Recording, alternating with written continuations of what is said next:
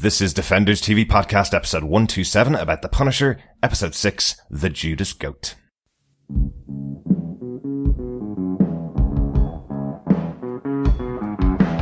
I hear a lot of people saying the blues, but I'm gonna tell you what the blues is. When you ain't got no money, you got the blues. When you ain't got no money. Welcome back, fellow Defenders. This is our episode 127 about The Punisher, season 1, episode 6, The Judas Goat. I'm one of your hosts, Derek. Hi, I'm one of your other hosts, John. And rounding out the group, all the way back from Hell's Kitchen, it's Chris. Welcome back to Ireland, Chris. We're not there with you, unfortunately, but You're not? we do feel a lot closer. Yes, we're at least an hour time zone difference versus the 5-6 that we were. Mm-hmm. Not fun. It was great fun. We had to cover up a lot of ambulances and New York sounds. It kind of added a little bit of extra realism to our podcast for a while, I think. Yes, it was very Hell's Kitchen. Mm-hmm. Yes, and Hell's Kitchen has an apt moniker. That's all I will say. But anyway... I love it. Well, you're joining us for our episode 6 coverage for The Judas Goat, The Punisher. Thanks so much for joining us again. If you want to come over and join us on our Facebook group to chat with us about anything Marvel related, you can come over to facebook.com/groups/Defenders TV Podcast, where we chat all about Marvel and all about the fun news that's been coming out the last couple of weeks. We've had the Infinity War trailer, which is pretty awesome, and we have some Marvel Netflix news, which is that Jessica Jones will return next year on March 8th. A bit of a weird one there. March 8th is a Thursday. So the first Netflix show, I think, even of all of the other stuff, like Orange is the New Black and House of Cards, I think this is the first Netflix original that's going to be released on Thursday. Bit of a weird one. I'd love to know the rationale. Also, like, we usually get it around March 18th, day after St. Patrick's Day, so I'm always a bit... I was prepped for that. Now I'm like, what? Why? Why earlier? A very special thanks to Rebecca over in our Facebook group, who pointed out just after we recorded that March 8th is International Women's Day. That's the release date of Jessica Jones Season 2. It makes total sense today. Thanks so much for that one. Also, while I'm recording, a little fill-in, Punisher Season 2, if you hadn't heard, has also been confirmed. That's probably the earliest we've had a confirmation for one of the Netflix sequel series or the follow-up series to one of the Netflix shows. It's 3 weeks after release. So very, very quick. Very impressed. So very excited to continue our coverage of Punisher and obviously go on to Punisher Season 2 whenever that gets released as well. Yes, and we do also know that Kilgrave is somehow there in the second season. Mm-hmm. Maybe in her mind rather than in reality. I'm guessing flashbacks. But that's pretty cool. Quite a definitive end. David Tennant having, being back in there, I reckon. Absolutely. So if you want to make sure that you hear all of our thoughts about The Punisher and obviously leading up to Jessica Jones and Jessica Jones itself, make sure you subscribe to the podcast by going over to our website at defenderstvpodcast.com. There's a whole subscribe section there that will allow you to subscribe on any good or evil podcast catcher. Just choose iTunes, Google Play, any of the other options that are on there for you, and you'll hear all of our thoughts about each of the episodes every week popping into your ear holes. Yes, and of course you can send your emails to us at feedback@defenderstvpodcast.com to send any of your thoughts, discussion points, comments on any episode of The Punisher so far or for the series as a whole. Any feedback is most welcome. Yes, so boys, I think with all that beautiful intro, I think it's time we get on with it. Let's get on to the episode details. Derek, do you want to give us who wrote and directed this? Absolutely. This episode was written by Christine Boylan, a first-timer on The Punisher. Christine has written 3 episodes of the short-lived Constantine series, which I must say I really, really enjoyed. It was fun to watch that. So she has worked in comic TV shows before, but this is our first episode over on Marvel with The Punisher. Cool. Yeah, no, Constantine was one of those series that went before its time, I think. Mm-hmm. And also being kind of a fairly mystical, mysterious, magical, mystical kind of person within comics. Seeing the Dr. Fate helmet there at Constantine's base of operations was pretty sweet, and I was hoping to, might get a glimpse of Dr. Fate there. Mm-hmm. Alas, no, and it was cancelled way too soon. But John Constantine lives on. I understand he's going to be over on Legends of Tomorrow next season, so he has still worked in all of the shows. I think he's been on Arrow and now Legends of Tomorrow, so good to have at least John Constantine around. And there is an animated series. Exactly, yes. The actor who portrayed Constantine in the TV show has now basically become Constantine. He is in the animated show. He's in Justice League Dark. Which was another animated film. He's now the voice. Yeah. Matt Ryan, long live and may he forever reign as Constantine. Absolutely, yeah, he's really good fun. This episode of The Punisher, though, to get back to it, was directed by Jeremy Webb, a British director, again, having worked on Grange Hill, Doctor Who, and Downton Abbey.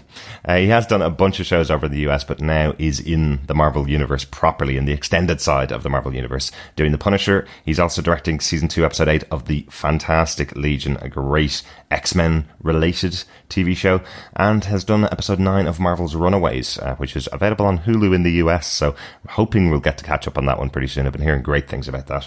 Yeah, that's a good resume apart from one of them, I think. Grange Hill? No. Grange Hill. Big fan of that as a kid. I'm going to leave our listeners to guess which one. Write in with your answers on the back of a postcard or on the Facebook group. Which British show does our British co-host actually hate? That is the question. It's a little bit of a Sesame Street. One of these things is not like the other, isn't it? With Grange Hill, Doctor Who, and Downton Abbey. It rhymes with Rounton Babby. Well, John, do you want to tell us what they gave us with your synopsis for this episode? Sure. Mike returns to Curtis to help treat Frank's infected wounds and fever, picked up at Gunner's outpost in the woods. Frank starts to hallucinate, projecting death and destruction on both his and Micro's families. Curtis blames Micro for Frank's current condition and questions the difference that their crusade will have on Frank. Russo and Dina get closer, considerably closer, but post-Curtis, Russo begins to understand and learn Dina's motives, that she is investigating Frank, his former squad mate. Back at her office, Dina learns of Gunnar Henderson's death, and her and Stein investigate the scene of the killing woods with local law enforcement and realise that Frank Castle is alive after pulling and analysing blood from the scene. Meanwhile, Lewis is arrested for confronting an NYPD officer while helping Vietnam veteran and fellow support group member O'Connor hand out pro-Second Amendment leaflets outside a courthouse. But after being bailed out by Curtis, Lewis learns that O'Connor lied about serving in Vietnam. Alone, angry, and feeling betrayed, Lewis confronts him in his apartment, and as their argument escalates, Lewis stabs him repeatedly to death. After his confrontation with Dina, Russo starts to broadcast a radio call to Frank and reaches out to Curtis for information after learning from Dina that Frank is still alive. But Frank approaches Russo, and they meet up where Russo offers to give him a new identity and take him far from New York. But Frank doesn't take up Russo's offer, following a visit with Micro's family. But back at the docks, Russo realizes he ain't coming, informing William Rawlins, aka Agent Orange. So that was the big reveal that we've been waiting on. Yes, he is the Judas Goat. Mm-hmm. Bah. That's a sheep, I suppose. That's a cat. I don't know. Look, I can't do goats. It's somewhere in between. Yeah, somewhere in between, absolutely. But yes, I think we should get on to our War Journal notes for our top 5. Before we do, I'm going to ask our fellow Defenders to go over to defenderstvpodcast.com and use our voicemail section to send in your best goat impression, and we'll have it here in the next episode. I like it. That would be hilarious, because mine certainly doesn't sound like a goat.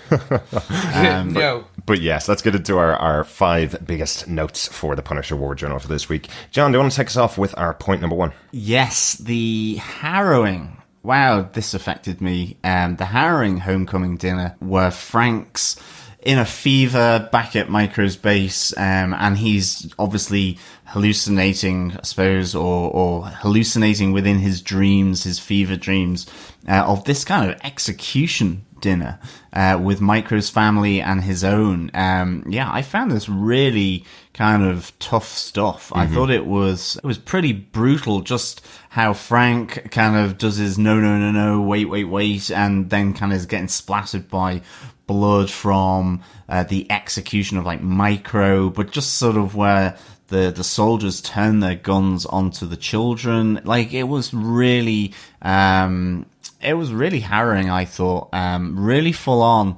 I would say that could make people feel really uncomfortable. But it's kind of all connected with the guilt that Frank has for Gunnar's death as well. You know, this idea of, you know, we hear about him, you know, leaving a man behind. You don't do that. Mm-hmm. Obviously, Micro has fixed that. But I mean, you know, Frank is in a bad way with his wounds and so on. And ultimately, we see here Micro turning to Curtis for help. It's really interesting because we see, you know, Curtis, even though he's helping so many of the other veterans, he himself carries or holds a gun under his pillow as well when Micro goes to his apartment for help. And we get some, again, a bit more goriness here with him pushing the arrow that Gunnar had originally shot him with through Frank's shoulder. I thought this was real kind of great production. It looks so real. Absolutely. But from all of this, I think, you know, Curtis really starts to question Micro about the point of this vendetta. What is it going to achieve? Mm-hmm. How is it going to help Frank?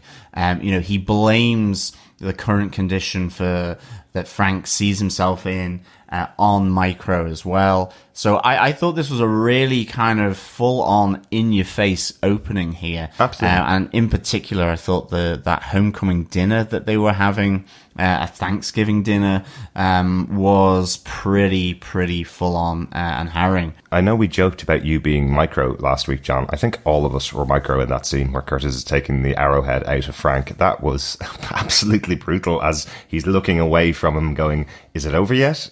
How about now? Is it over now? Because I could not be standing beside the body of someone as an arrow is being forcibly removed from their body all the way through Frank's body as well. Just really tough scene. The one thing I loved, and as you say, that homecoming dinner or the dinner with all of the families around together, it is a really tough scene to watch. What made it helpful, I suppose, to not be as difficult was you knew this was a situation that could never happen from the start. You knew it was something that Frank was there with David and David's family and his family. You knew the minute it started that it was a dream. It wasn't one of those ones where the rug gets pulled out from under you as an audience. You know from the minute it starts that it's a fever dream, which is great because otherwise it would be one of the most damaging scenes that they've ever put in the show. Definitely. And I think it's an evolution of Frank's current dreams where he sees his wife being shot. You know, now it's almost within his maybe subconsciousness or his feverish subconsciousness. You know, he's also bringing Micro into that fold of people that have been affected by, you know, everything that's gone on. So it's also a progression of Frank's own previous dreams and nightmares, I suppose. Mm-hmm. Yeah, I that scene, even though I knew it was fake, or a dream, I should say, not fake, because it was obviously quite real to Frank, the evolution part, I enjoy it, because what we see now is that Micro, against all odds, and all as much as Frank does not want it to be, Micro is becoming someone important to Frank. Yes. And actually, Micro's family is becoming someone important to Frank. Mm-hmm. You can see that throughout the episodes. He originally started going over to Micro's family as a threat to Micro. Mm-hmm. But now that is not the case. Now he's going over of his own volition. He still says it's to annoy Micro, but I don't think so. John Barnthal's reaction to being bloodied is fantastic. Yeah. Like, it's some serious acting there. He is this cold-blooded killer in one scene, and then here you can actually see the pain rip across him as the blood is splattered from Micro's blood and the kid's blood, and like, it's crazy. It's so tough to watch, but a fantastic performance by Bernthal here. Yes. This is a career-defining performance from him, really, isn't it? Yeah. Yeah, really, really good. But it does, as you mentioned, John, it does kind of lead on to our second point, which is about Curtis and the toll that this whole connection with Frank has taken on to us. So Curtis running out of answers, really. We see him after the fact, after questioning this vendetta that's been going on with Frank, we see him sitting down again with the support group that he's been involved in for a while. And he starts telling them one of these stories about his life in the medical side of the army, something that we don't really hear much about. We've seen things like MASH when we were younger, which talked about, you know, the toll that a war takes on people that are on the medical side. What you don't see is the kind of this kind of training that he talks about, where he's saying that the way he learned how to do field operations is by that he was given a goat to take care of, which he jokingly called Cassius. I had to question what he was saying here, by the way, Chris. You may know this from gaming, from online gaming. He says the reason he called him Cassius was because the goat was a GOAT, which means greatest of all time, just like Cassius Clay. So that was a nice little gag from Curtis. He gets a good laugh from his support group. But he's effectively saying he's given this goat to take care of, and then they keep sending it out with more and more injuries, and he has to run out and keep saving the life of this goat over and over again. That's a really cruel way to teach somebody how to do medical practitioning. Oh yeah, definitely. I thought this was really good to have some development of Curtis. You know, he's in the support group, and you're there thinking, you know, he is this rock that. And that's what he has to project to the other veterans. But he's also dealing with his own shit. Look, let's be frank here. Yeah. But, you know, he's, to me, this was really interesting, this idea that Curtis, in his own way, is just worn down. There's an attrition and there's a cost of what he's doing, putting a brave face on as the sort of leader of this support group. Yeah. It's this idea that, you know, people like Curtis, who are helping other people, have still got their own stuff to deal with. Mm-hmm. And gradually, you know, he's being worn down by O'Connor in the support group, who is really just countering everything he says. I think there's a toll being taken on him by the fact that, you know, he is reaching out and trying so hard with Lewis, but he is just simply resistant to this help. You know, Lewis is almost looking at Curtis, a fellow Marine and soldier, as being part of this kind of this lie or betrayal that he personally feels. I think that's wearing him down. You know, I think Cassius the goat is this metaphor for all of this, you know, and then out of the blue, Micro is with him here. Frank, he's having to save Frank. What's happened to Frank, one of his best friends and comrades from when he was in the army? And all of this, you really got this sense of him having quite a heavy burden here, and a lot of stuff to deal for himself. And I think, again, that kind of links back to the gun under his pillow. You know, in that sense, he's no different from Lewis. And of course, later on, he has to lie to Russo. Yeah, yeah. So it all seems to build on Curtis. And I thought this was a real nice development of this character. Mm-hmm. Yeah, there's a piece in actual real life where, like, psychologists for shrinks will have their own shrinks and psychologists because you have to listen to this horror over and over and over again, and that's going to affect you. And it's the same here. Curtis has his own issues. He's feeling just as bad, but he projects this beacon of hope for these other people.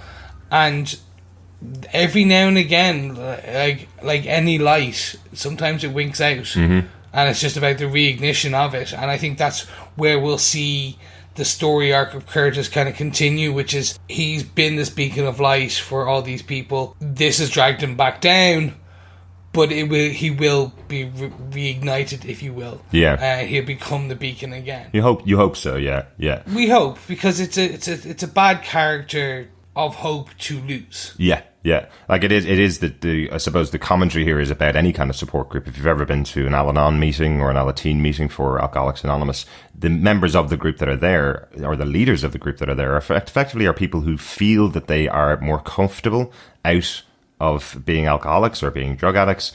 But they will always say that it just takes one moment for them to fall back into the lowest point they've ever had in their life.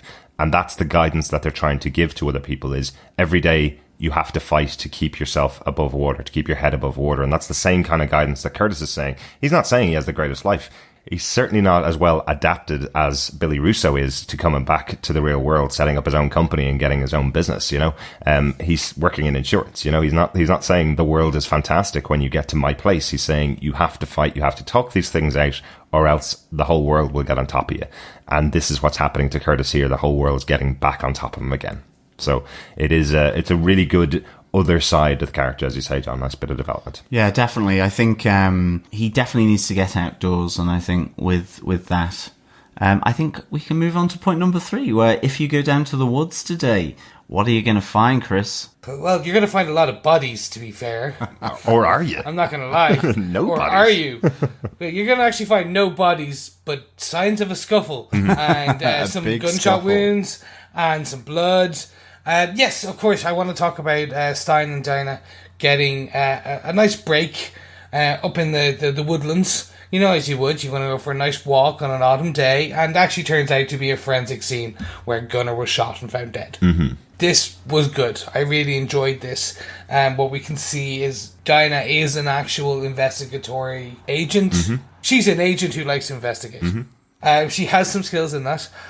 I was definitely getting Misty Knight flashbacks to Yes. some of her ability to piece all this together. It was very cool. So very much this is like Misty Knight. This is the Will Grain and Hannibal.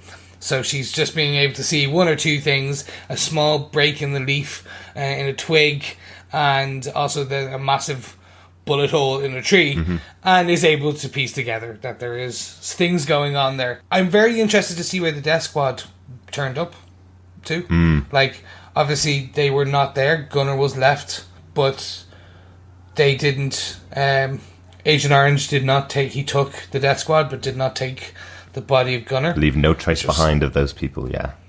Well, it's more, if you're going to do that, why did you not take the evidence of a killing? Mm-hmm. But I was wondering, did they? Because I think it was, they were saying, this is a break, we have to kind of move fast, because it was local enforcement, because Micro had called it in, so they had gotten there. But that's interesting. We actually don't know what's happened to the soldiers that were part of that death squad that was sent to Gunnar's shack to take him down. But I was wondering, were they taken away by local law enforcement? I get you, yeah. Or has, an elite sort of SWAT team swooped down and taken them? But then, as you say, Chris, why would they leave Gunnar?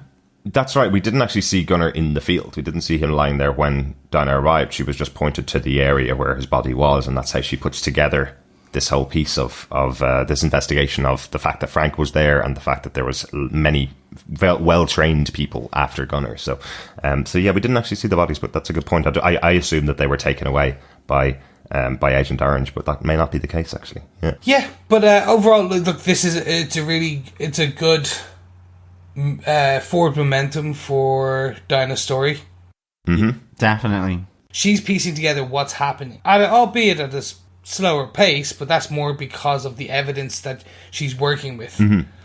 So this is the first break to show her something is going on US soil that doesn't seem right. Yeah, like you know what I mean? Yeah, because she says, who has the resources and the balls to do effectively this kind of operation on US soil? Exactly. And Stein does have my favourite line of the episode, where he's talking about, okay, Frank's in the wind now, how do you find him? How do you find dead Marines? They're not on Facebook or Tinder, I checked, which is just a great little moment from Stein. I really want to see the deleted scene where it's him just swiping left and right on Tinder, going dead Marine, not a dead Marine, not a dead Marine, dead Marine, dead Marine, not a dead Marine. It'd be amazing. Mm-hmm. It'd be fantastic. I love it. But speaking of swiping left and swiping right and partnering up, if you will, who wants to take us on to our next point? Yes, they partner up, but not for long. Lewis and O'Connor. Yeah, I'm really enjoying this storyline with Lewis. I'm kind of very interested, very intrigued to see, is this a parallel storyline, with very small links to Frank Castle and the Punisher storyline, where, with Curtis and so on, and obviously him reaching out to Russo at Anvil. But, is this a separate parallel storyline to the adaptation of The Punisher as a graphic novel and a comic book series? Or is there going to be some link up here between Lewis and Frank? Are they kind of going to cross paths at some point? I don't know. But, we see here just a further insight into Lewis. We have the Second Amendment rights outside the courthouse because there's a teacher in there who carried their gun to school. Not to really go into Second Amendment rights for the US, but Lewis makes that point of they lose more of their liberty every day. And for me, as a non-American, I find that immensely, strange that a teacher carrying a gun into their school and then being brought up in a courthouse, which of course they would be done in Ireland and the UK, that you would see that as a loss of liberty rather than a dereliction of their duty of bringing a lethal weapon into a school of people who are children or teenagers or, people that you would want to protect. And of course, it's the perception of how you view that gun. Is it a symbol of protection or a symbol of violence and destruction? And I think probably my perspective as a non-American is one that, these things cause way more trouble than they prevent. And so it's an interesting thing going on here. I totally agree with you, John. This stuff that's going on with Lewis, it just feels like he's getting beaten down left, right and centre by people that just don't know what they're doing to his mind. It feels like he needs to have somebody present with him at all times to interpret what people are saying to him, because he's just taking the wrong thing out of every situation. This cop on the courthouse steps, where he's being very specific about what he's saying to him. He's saying to him, there's only two of us here. We're not blocking any entrance. We're just handing out pamphlets. You don't need to get rid of us. And the police officer's going, no, you need to do what I say. That riles Lewis up no end, because he's effectively going, I protected this country in a war from people in a foreign nation, and now I'm being told by a cop who's using his power way more than he should that I need to calm down or I go to prison. This is not what I protected my country for. Having someone like O'Connor, who is the most atrocious person I think I've ever seen in any of these shows. Forget about the villains. This is a guy who's effectively guiding Lewis into a really, really bad situation, and he's never even seen a day of battle. He's lying to him from the moment that he's met Lewis in the first place. All of this stuff with a character like Lewis, who is on tenterhooks at all times, means he's like a powder keg. Yeah, and I mean, that part where O'Connor just slowly moves away from this increasingly argumentative tone between Lewis and the police officer. I just thought that was really a great capture of who and what O'Connor represents. That, he's full of bombast, he's full of getting particular messages out, and then the policeman comes up and he just slowly idles away, deserting Lewis, as Lewis then is getting accused of reaching for the cop's gun, which he doesn't. And so again, it's another kind of perspective here where it just creates mayhem and chaos, I completely agree with you on everything. And that's all. I'm not going to just finish with that, obviously. That I need to participate, but I agree, essentially. The writers were very clever with this, okay? The policeman saying... the policeman not just exercising his right, but overextending his right, well, it is an interesting allegory for today's modern world. The increased part where he goes, did you just reach for my gun? Oh. And obviously Lewis didn't. Again, is a commentary on what is happening today in the world. The Second Amendment rights, just the whole issue of protesting, lawful protesting, which Lewis is doing. And he calls out that saying that, and obviously not, again, an allegory, commentary, if you will. The piece about who is inside the courthouse, again, a commentary. Yeah. Within this small scene, Lewis himself is a commentary on coming back from war and not being able to handle it. Yeah. Now, do I think Lewis will cross over with Punisher? Yes. I think what we are seeing here is the birth of a unique Marvel Netflix character, or a character from the Punisher. I don't know who though, but you were seeing a person who had special forces training, army training. We think Lewis was special forces. I'm not 100% sure. We never mentioned, but we do see that he's slightly twitchy. So I would assume he's seen some bad things. So we would assume he was in the front line. Right. Yeah. Kind of the things he's seen as an army. I was going to say an army brat, but that's the wrong terminology. As an army soldier, as a serving man within this machine, he's probably seen things. He's going to. I think they're trying to create this very fractured person who is the anti-Frank, if you will. Frank had all this training, all this stuff, and has become a anti-hero, but still a hero. Yeah. I think what they're doing is showing that this Lewis character could have easily been Frank, and he goes down this path. So he is the anti-Frank. He's the anti-Punisher. Yeah. He is going to be the guy who has the training and end up going on rampages. He's going to kill people. Yada yada yada. You're right, Chris, and we see his first victim here, and I thought it was going to be Curtis as he arrives before the support group set up. He has his conversation with Curtis about why he stopped him from getting the job at Anvil and dobbed him into Billy Russo. I thought there was going to be a knife pulled there from him. Curtis only just about seems to be able to calm him down, and then it's only when the other members of the support group arrive that he leaves after finding out that O'Connor's been lying to him about his service. I can only imagine what this does to a mind like Lewis, who has been constantly saying he's not getting the respect he deserves from what he did for the American country in that war, and then finds out that some lying POS is basically saying he won a medal for his time in the army. He knows the experience that all these people have gone through, and he's trying to guide everybody to pick up arms and join some kind of militia to take on the government for the treatment of vets.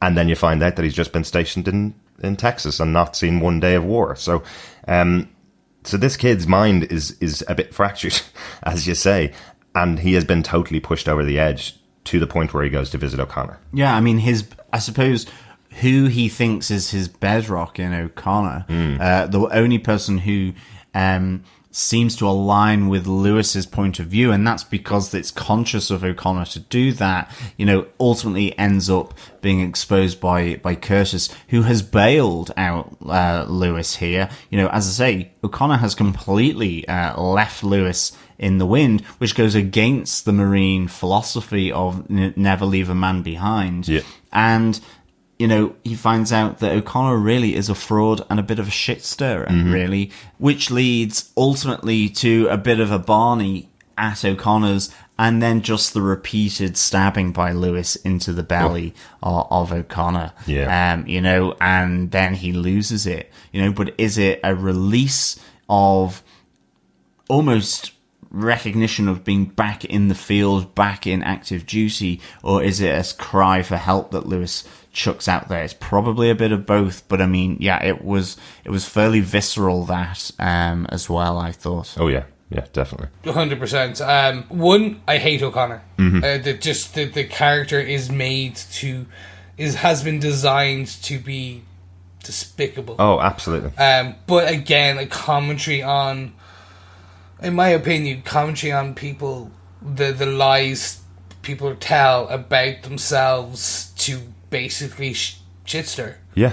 Like he is a troll manifested. Oh, I served in the army. Well, you served in the army, but you didn't see war. You were in a fort down in Dallas. Yeah. The death. Well, Lewis needs to kind of get back in shape a bit. If O'Connor nearly kind of like beat him at one point. O'Connor does have army training. Yeah, but from the like, let's be honest, he's like, what, he's in his 50s, he's got that bit of a punch. I'm like, Lewis, come on now. Your drill sergeant. To give Lewis some credit, he didn't go there to kill O'Connor, he did go there to confront O'Connor, so he's probably more overpowered by the emotional reaction to this. This wasn't a plan, maybe. Oh, you Lewis lover. Anyway. Yeah, I mean, O'Connor is the one that draws the kitchen knife out, I suppose, into this, and manages to get a cheap swipe across Lewis's belly. But then, ultimately, it is back in combat mode, I suppose, for Lewis to some extent, and fueled by rage of this lie that O'Connor has done. So, I mean, it's when Lewis gets that first stab in. Directly after that first stab, then he goes crazy and kills O'Connor stone dead. It's a tough scene to watch, and I think because O'Connor is such a despicable character, you're not supposed to feel sorry that he's dead. You're supposed to feel sorry about what's happened to Lewis and how far he's been pushed. And I think they did a really good job in just that balance, because that's a really difficult balance. This kid's a murderer now. After coming back from war, he's now murdered somebody on home soil. But I still feel, what have they done to Lewis? What has broken his brain here? Speaking of broken brains, let's talk about Russo and his broken promises and the Judas Goat. Yeah, there you go. That sounds more like it. I got my bleat in. Yeah, there we are. Wow, very impressive, John. Yes, Russo getting very intimate with Dinah. You guys talked for quite a long time about the very intimate sex scene that was going on between Dinah and Russo last week. This one's a little more intimate, isn't it? Well, it's certainly full on, and it was a little tropey, actually. Not during it, but after it, where he then feels betrayed. I kind of felt this was, really love it up and start to get that connection, and then he happens to flick through some of her files to see that she's looking for Frank. She's investigating Frank. It felt a little tropey, hot, intimate sex followed by the feeling of betrayal. But nonetheless, it was good. I think we're certainly getting our Marvel ab quota going on in this show. I think so. And what's better Marvel abs to look at than Billy Russo's, by Ben Barnes? I know what you're saying, John, about this kind of tropey little bit, but I don't think you're giving Billy Russo enough credit here. He knew from the first moment that Dinah talked to him back in that gun range, he knew exactly what she was looking for. I think he put himself in a situation to find out what information she knew here, and then use their relationship to feel betrayed, especially by this moment at the end of the episode that we find out who he's working for. He's in exactly the right place that he wants to be in here. He's not in a relationship with Dinah for anything other than the information and the amazing sex that they seem to have every day. No, she says this is the second time in 2 days, and it's amazing. No, absolutely. I do. Yeah, as you look through it, then definitely it becomes less tropey. And I must say, the great thing I think about this episode, given the end, is there's so many moments through this episode where you, or for me anyway, as an audience watching it, I was testing Russo. I was like, when he goes to see Curtis after Dina has reached out to him and said that she sees that Frank is alive, I'm kind of there going, he's really confronts Curtis. You can see him like looking at Curtis for his reaction, and I'm like going, oh my goodness, is Curtis going to get killed by Russo here? Because Russo is not this person who we think he is. It was like all these tests through this episode leading up to the end, and it's like, and he doesn't, and he seems to have a genuine reaction with Curtis and seems to be really affected. Same when Dina reaches out to him, I was like going, okay, again, it's on a dock, it's in a remote location. I was there going, okay, is he going to kill her now? Is this where he turns, where he's not the nice, playful Billy Russo that we've kind of been led down with so far in this series? And I think then, finally, when he meets up with Frank, after he's been broadcasting, trying to connect with Frank, following the information exchange with Dina, it's kind of like, is he going to kill Frank there? Next to the sort of the pizza truck or the burrito truck, and each time he doesn't do it, and you're like going, okay, maybe this guy's really, really genuine. Like, hooray, brilliant. Danny Russo is one of the good guys, and he does great sex as well. So it's kind of like, way, and then it's like, no, you have just like gone into the car with one milky-eyed Rawlins. Okay, you bastard. You evil get. Yeah, completely. So I suppose they had actually been broadcast. When you look back in hindsight, and I suppose hindsight is 2020. Definitely. You can see all of it, and you're like, oh, it all makes so much sense now. Mm-hmm. They did broadcast it back then, but the way that Ben Barnes plays this character is fantastic. So good. He plays it as this suave Army Ranger, whatever, like Special Forces guy who is great with the ladies and God's gift, and we get that, and he has that comical side. He has, but you know he's good, and he cares about his brothers, yada yada yada. And then it turns out to be all fake. Yep. And you're like, oh, all those things you're saying, you're doing it from an arrogant side, not a comical side. You actually think this. So, very quickly, on the intimate scene with Dina, yeah, they're really going for it now. They're like, okay, we're going to go for the Game of Thrones high level of sex, HBO. We're going HBO level here now. The finding of the actual picking up the case file with Frank's name on it, which obviously she placed there to try and get a reaction from him. But the bit I found was like, I was like, oh, dude, you're butt naked here. Watch for paper cuts. Seriously, that's a lot of paper. I do like that Dina says to him, put on some pants, you look really stupid right now. Yeah, exactly. Like, if you're going to have an argument, don't do it naked. That is the moral of that scene so far. I suppose it depends. Well, yes, I suppose if you want to, when things are made up, I suppose it cuts out a lot of time. But anyway, I really enjoy this character, and again, don't want to be spoilery about who the character of Billy Russo is in the comics. More and more and more and more and more, this is where we are going towards. But I think they're going to do it in a unique way that will make it unique for the Netflix. And this is the first step. Yeah. But I'm wondering as well, will they actually completely U-turn it? Okay? We find out that Rollins has something on Russo, and we'll actually have a redemption arc or a redemption point for Russo. So, like, Rollins is basically, for whatever reason, blackmailing Russo, has been for years, has something holding over his head, and then we'll see that maybe Rollins will try and kill Frank, and we see Russo do the ever-tropy jumping in front of the bullet. As a redemption arc. Maybe. I was like, what really surprised me about these scenes in this episode here is when he meets Frank on the docks. And again, I totally thought they're best friends. They're finally getting back together and finally meeting up with each other. Nothing bad goes down. He gives him an option here to get out of the States. He's going to give him a new passport, a new identity, get him out of New York.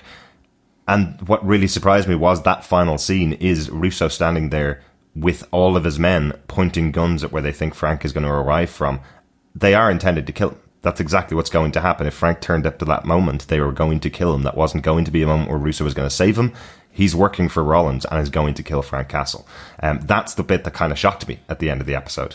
I thought it was kind of a, let's meet up in a coffee shop next time, Frank, and then he drives him to Rollins, thinking that he's taken him to the airport or something, or knocks him out and takes him captive and tries to convince him to work with them, something like that. But yeah, there was definitely a kill zone being set up for Frank Castle. Definitely. Like Russo says, your family's gone, Frank, but you're still my brother. I mean, like, this guy has no shame. I mean, that's when I was like, okay, well, he's not killed Dina, he's not killed Curtis, and he's not killing Frank here and now. So, and he's just said that. Yep. And then, as you say, it's like he gets in and says he ain't coming, and Rollins turns around and goes, "Why didn't you kill him when you met him earlier in the day?" And it's kind of like, yeah, Russo, that would have been easier.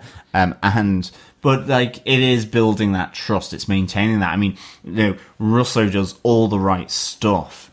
With regards to, that kind of marine code, in a sense, in that first meeting, to really try and cement the trust with Frank after this time away from one another. And let's be honest, it would have been a very short season if basically Billy killed Frank right there and then. In episode 6. In episode 6, like, and that's the end of Punisher, and it fade to black. Rather than that infamous fade to black episode, or season finale, or I should say, actual show finale of The Sopranos, we get it here, and that's it. And actually, all you see is episode 7, 8, 9, 10, 11, 12, 13. It's just more black. That would be what ultimate troll, or troll, I should say. They would never have done that. Never have done it. No, it's but I do love this moment. I do love these scenes with Russo. I think that's our top 5 points. One really quick note from me about the episode. Billy Russo's car is one of the most amazing looking cars I've ever seen. That's a Rolls-Royce Wraith. I saw Ben Barnes over on Twitter saying how excited was I about knowing that Billy Russo drove that car. It meant I get to drive that car. It is a beautiful, beautiful looking car. Very, very impressive. Any other notes for the episode, guys? Nothing from my side. I'm finding Punisher very light on the Easter egg so far. I'm searching hard.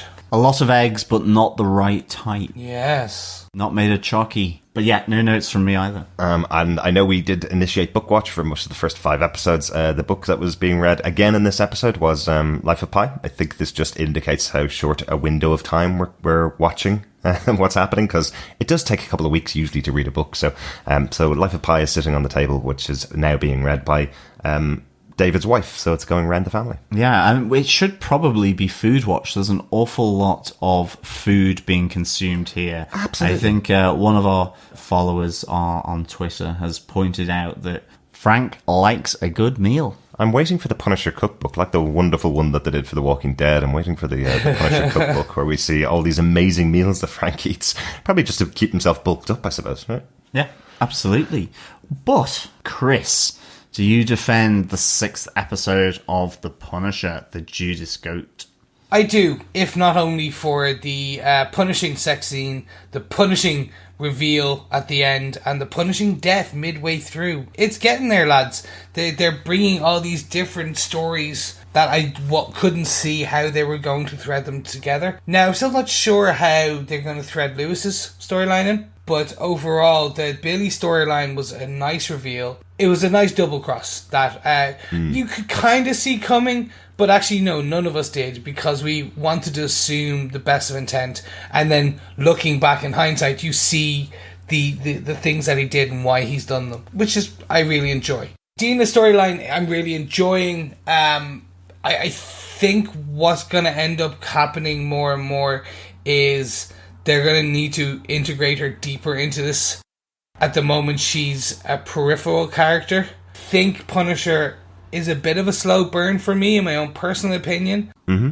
But it has all the right things there. It's just, it's getting there. It's trucking along, as they say. But I want to see where they take it. I want to see where episode 7 takes me, especially with this reveal at the end. So, John, on my defense, I have to ask you, do you defend this episode?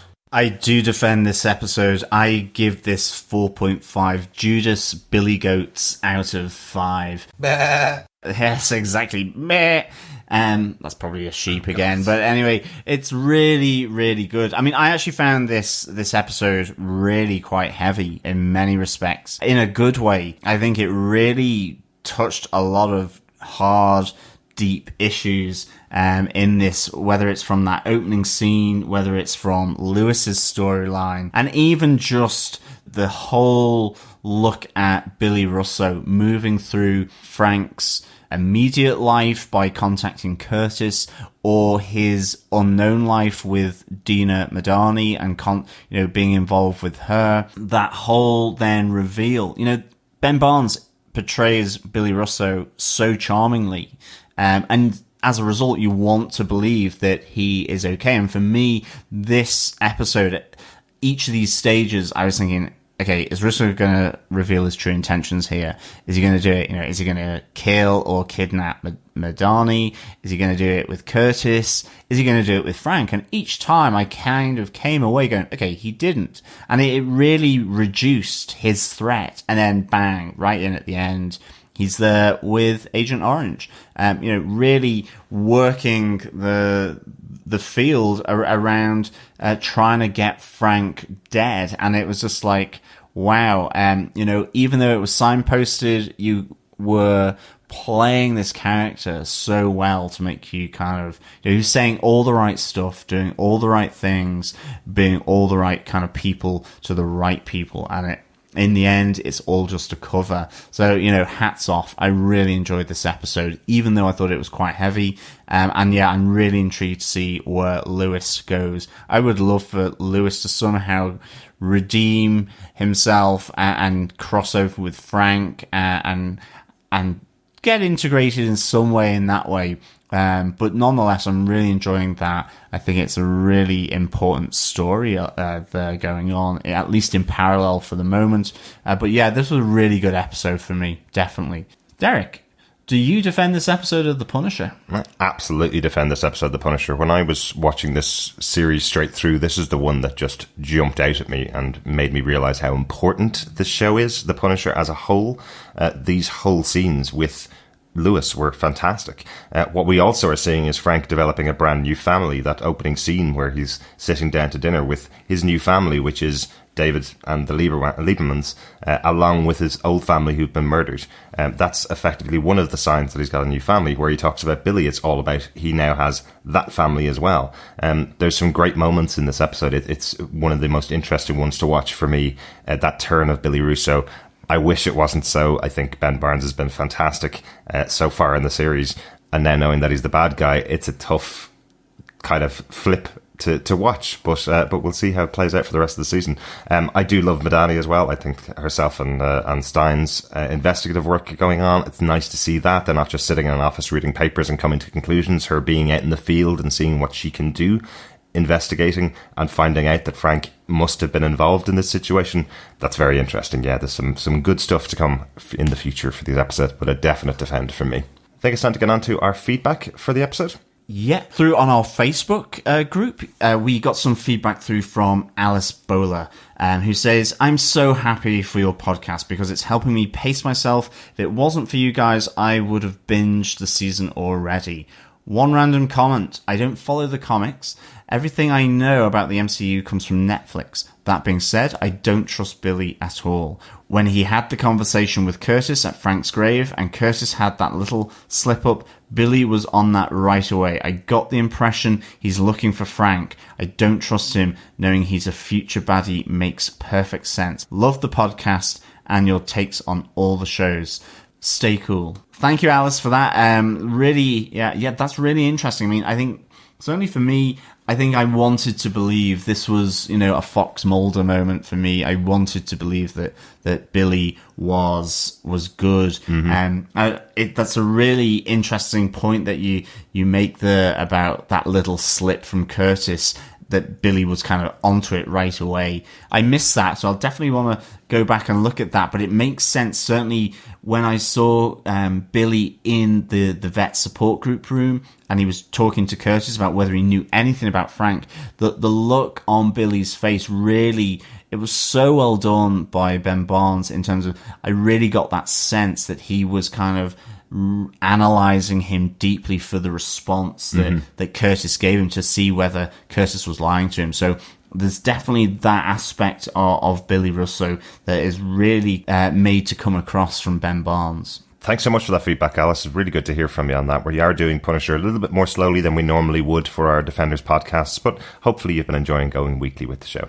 For our next piece of feedback, it's the return of the Luke Cage swear jar bell. Salim Kisler says, I can't be the only one who thought that after the closing reveal. Does anyone else think Agent Orange might be the Jigsaw of this universe? They did zoom in pretty close on his disfigured eye at the end. This also explains why Russo was looking for Frank on the radio before hearing it from Madani. Really interesting point, Salim.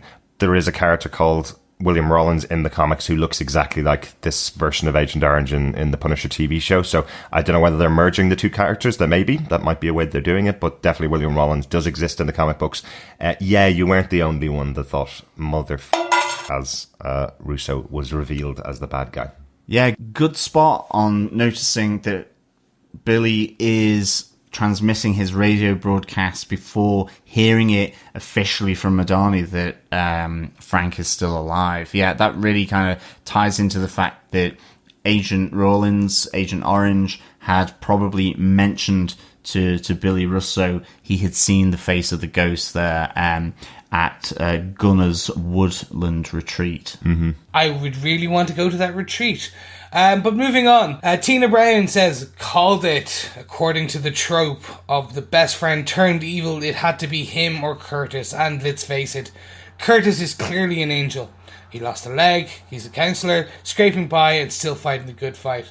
Plus, if they were both good, it would only be a matter of time before they teamed up with Frank, and who could seriously stop them then? Yeah, I have to agree. Although I would, well, I hate tropes, but it's a good trope in this twist, I suppose. They're a trope for a reason, they work. I was actually hoping at one point all of them would be evil, because that would be amazing. Yeah, that would be, actually. Now that Tina says it, think about this. That would have been an amazing ending, having Curtis, Frank, and Billy all have been good, and then team up, like walking down the hallway, kind of like that's the final like massive fight. That would have been brilliant. It would have been great. It would have been great. Maybe all hope's not lost for Russo. Let's see. We'll see as the rest of the season goes on. Thanks so much for your feedback for these episodes. Really good to hear from you. If you want to send in any email feedback, you can email us at feedback@defenderstvpodcast.com. A voicemail, just go to defenderstvpodcast.com and click the send voicemail button, or pop over and join us on our Facebook group, where you can go into any of the spoiler posts for our future recordings. Just pop in there and leave your notes at facebook.com/groups/defenderstvpodcast. Yes, and please, as always, come on over and share the love, subscribe, rate, and leave a review of our podcast over on any of your good micro or evil Russo broadcasting podcasts. It's great to have you on board. So with that, let's wrap up our war journal for this episode. We'll be back with our review of The Punisher Episode 7, Crosshairs, next Friday, the 22nd of December. This is your Christmas gift from us. And don't forget, we'll be back every week from then on. Guys, let's go. I have got Crosshairs on the episode called Crosshairs. I gotta go watch this. Excellent. Thanks so much for listening. We'll talk to you again next time. Absolutely. Thank you as always for joining us, and we will speak with you next time. Bye. Bye. This is Raventwood Blackbird signing off. Bye.